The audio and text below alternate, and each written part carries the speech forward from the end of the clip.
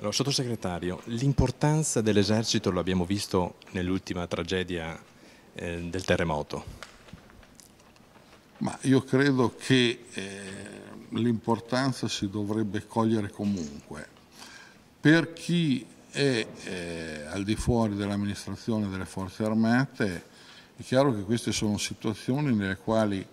tragicamente si dimostra come il ruolo delle Forze Armate sia oggi fondamentale, non solo per quanto riguarda le missioni all'estero, non solo per quanto riguarda gli impegni internazionali in cui partecipiamo, vorrei ricordarlo sempre, in missioni di pace in organismi multilaterali, cioè in segno dell'ONU o dell'Unione Europea o della Nato, ma abbiamo appunto anche l'occasione di verificare in questi giorni, purtroppo col sisma che ha colpito l'Emilia Romagna soprattutto, ma anche marginalmente purtroppo la Lombardia e il Veneto, ma abbiamo anche l'occasione di verificare in altri momenti. Pochi mesi fa abbiamo verificato la grande importanza, per esempio, dell'esercito nell'emergenza neve. Abbiamo avuto zone come la Romagna o le Marche in cui i cosiddetti, fra virgolette, 3 metri di neve si sono verificati realmente e nei quali l'esercito in brevissimo tempo ha messo a disposizione uomini e mezzi che hanno dato risposte importanti. Non solo si badi bene per quello che riguarda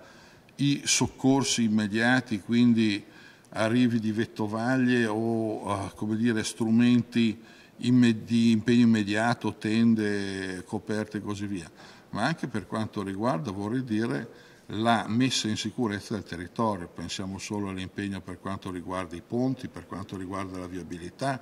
per quanto riguarda le centrali elettriche, per quanto riguarda i fiumi, tutta una serie di situazioni in cui l'esercito, le forze armate complessivamente hanno dato una risposta importante di solidarietà, di capacità operativa e direi di abnegazione, perché solo raramente si parla del fatto che questi uomini non guardano mai il dispendio di tempo, non guardano mai quella che è la fatica, non guardano mai quelli che sono i propri sacrosanti diritti, ma sono realmente al servizio della cittadinanza. In un momento di crisi che sta attraversando il nostro Paese si parla anche di tagli però dell'esercito, delle forze armate. Come pensa di attivarsi il governo? Guardi, è al momento in discussione al Senato la legge delega sul nuovo strumento militare. Nuovo strumento militare significa che, siccome progressivamente negli ultimi 15 anni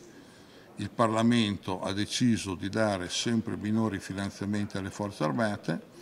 vuol dire che potendo spendere meno si dovrà spendere meglio. Sostanzialmente abbiamo avuto una prima grande riforma quando siamo passati dal modello dell'esercito di leva al modello professionale e quindi siamo andati ad un modello che era a 190.000 uomini.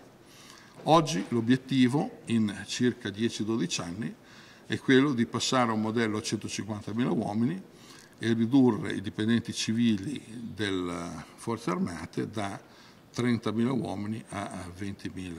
appunto dipendenti civili. Questo si badi bene, senza nessuna operazione di quella che oggi brutalmente si definisce macelleria sociale. Si tratta invece di avere una intelligente capacità di valutare meglio quelle che sono le possibilità di turnover, valutare meglio quelle che sono le possibilità di scivolamento verso altri impegni di carriera e soprattutto garantire quelle capacità di spese sia per quanto riguarda il training sia per quanto riguarda gli investimenti che permettano alle forze armate italiane di avere quelle caratteristiche di efficienza, flessibilità e interoperabilità che sono oggi richieste e che ci vengono comunque riconosciute anche a livello internazionale.